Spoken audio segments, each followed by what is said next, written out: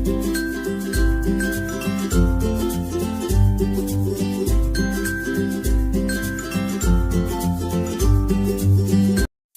શ્રી કૃષ્ણ મિત્રો, મારા કિચનમાં તમારું સ્વાગત છે।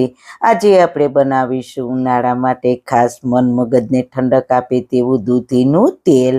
આ તેલ વાળ માટે તો સારું છે જ, સાથે સાથે તમને ગરમીના લીધે માથાનો દુખાવો થતો હોય તો તેના માટે પણ ખૂબ જ ઉપયોગી છે।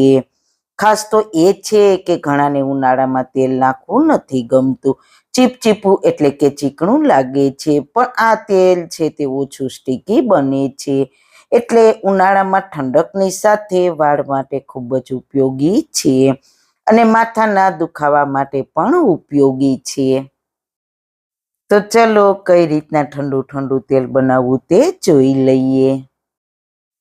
સૌથી પહેલા તાસીરમાં ખૂબ જ ઠંડુ સાથે ખરતા વાળ અટકાવનાર અને મન મગજને ઠંડક આપીને ગરમીના લીધે માથાના દુખાવાને દૂર કરનાર દૂધીનું તેલ બનાવવા માટે અહીંયા એકદમ સરસ કૂણી અને પાણીવાળી દૂધીની પસંદગી કરવાની છે। આ રીતના નખથી છાલ ઉતારીએ તો ઉતરી જાય તેવી। તો આમાંથી આપણે 250 ગ્રામ દૂધીને કટ કરી લઈએ અને પછી તેને છાલ ઉતારવાની નથી। હવે તેને છાલ સહિત જ મીડિયમ હોલવાળી ખમણી હોય તેનાથી છીણી લઈએ। દૂધી છીણાઈને તૈયાર થાય પછી તેને તમારે જે કઢાઈમાં તેલ બનાવવું હોય તેમાં ટ્રાન્સફર કરી લેવાની। તેલ બનાવવા માટે હંમેશા આવી જાડા તળિયાવાળી કઢાઈ લેવાની અથવા લોખંડની કઢાઈ। હવે તેમાં 250 ગ્રામ કોપરેલ તેલ એડ કરીશું। વાળ માટે કોપરેલ તેલ ખૂબ જ ગુણકારી અને ઉત્તમ કહેવાય છે અને તે ચોખ્ખું હોવાથી એકદમ સ્ટીકી પણ નથી હોતું। સાથે તેમાં 1 ચમચી આમળાનો પાવડર એડ કરીશું। તાસીરના ઠંડા આમળા વાળને કાળા લાંબા બનાવીને મન મગજને ખૂબ જ ઠંડક આપે છે। સાથે 1 ચમચી મહેંદીનો પાવડર એડ કરીશું। તાસીરની ખૂબ જ ઠંડી અને નેચરલ કન્ડિશનરનું કામ કરતી મહેંદી વાળને ખૂબ જ ઠંડકની સાથે વાળને કુદરતી સિલ્કી બનાવે છે। સાથે 1 ચમચી બ્રાહ્મણી પાવડર એડ કરીશું। ખૂબ જ ઠંડક આપનાર બ્રાહ્મણી પાવડર મગજને ઠંડક આપી વાળને ખરતા અટકાવીને સફેદ થતા અટકાવનાર ઉત્તમ આયુર્વેદિક ઔષધિ છે। સાથે 25 ગ્રામ જેટલી દેશી ગુલાબની પાંદડી લીધી છે। ઉનાળામાં પેટ, મન અને મગજને ઠંડક માટે આપણે ગુલાબનું શરબત પીતા હોઈએ છીએ, પણ દૂધીના આ તેલમાં ગુલાબની પાંદડી ઠંડક સાથે આ તેલને સુગંધી પણ બનાવે છે। સાથે એડ કરીશું 6-7 લાલ જાસૂદના સૂકા ફૂલ। તમને ફ્રેશ મળે તો ફ્રેશ લેજો। જાસૂદના ફૂલ અકાળે વાળ સફેદ થતા અટકાવે છે, સાથે તાસીરના ખૂબ જ ઠંડા છે। હવે એડ કરીશું 10 ગ્રામ જેટલો વારો। આ વારાની ઠંડકની તો તમે વાત જ ના પૂછો। આ વારાની તમે મલમલના કપડામાં નાની પોટલી બાંધીને ઉનાળામાં તમે માટલામાં રાખશો તો તમારું પાણી ઠંડકની સાથે સુગંધીદાર બને છે। તે આપણા તેલને પણ ઠંડકની સાથે સાથે સુગંધીદાર બનાવશે। આ તમને ઓસડિયાની દુકાને આસાનીથી મળી જશે। હવે બધી જ ઔષધિને ચમચા વડે તેલમાં સારી રીતના મિક્સ કરી લઈએ। પછી ઢાંકણ ઢાંકીને તેલમાં ઉમેરેલી ઔષધિને પલળવા માટે લગભગ 5 કલાક માટે રાખી દઈએ। 5 કલાક પછી જોઈએ તો તેલમાં દૂધી સાથે બીજી ઉમેરેલી ઔષધિ પલળીને નેચરલ ગ્રીન કલર તેલનો આવી ગયો છે। તો હવે કઢાઈને ગેસની સ્લો ફ્લેમ પર રાખીને તેલને ઉકાળી લઈએ। ધીમે ધીમે તેલ ગરમ થતા તેલ આપણું ઉકળવા લાગ્યું છે, પણ તેલમાં ઉમેરેલી દૂધી અને બધી ઔષધિના સંપૂર્ણ ગુણો મેળવવા માટે તેલને સ્લો ફ્લેમ પર ઉકાળવું ખૂબ જ જરૂરી છે।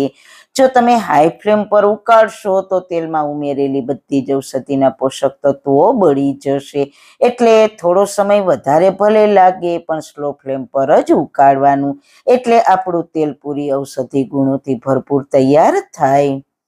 તેલને ઉકળતા લગભગ 25 મિનિટ જેવો સમય લાગ્યો છે અને કિચનમાં મસ્ત મજાની સુગંધ સાથે ઔષધિ બધી તેલમાં ઉકળી રહી છે। ગુલાબની પાંદડી ઉપર તેલમાં તળવા લાગી અને તેલનો કલર ટ્રાન્સપરન્ટ ગ્રીન થઈ જાય ને એટલે સમજવું કે તેલ આપણું ઉકળીને તૈયાર થઈ ગયું છે.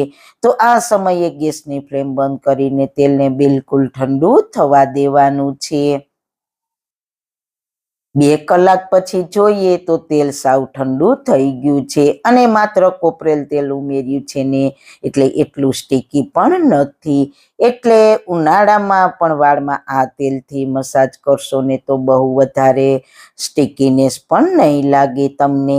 હવે એક બાઉલ પર ગરણો રાખીને તેના પર મલમલનું કપડું રાખીને દૂધીના તેલને ગાળી લઈએ. બધું જ તેલ ઉમેરાઈ જાય પછી કપડાને બધી જ બાજુથી ભેગું કરીને આ રીતના પ્રેસ કરવાનું એટલે બધું જ દૂધીનું ઠંડુ ઠંડુ તેલ ગળાઈને બાઉલમાં આવી જશે.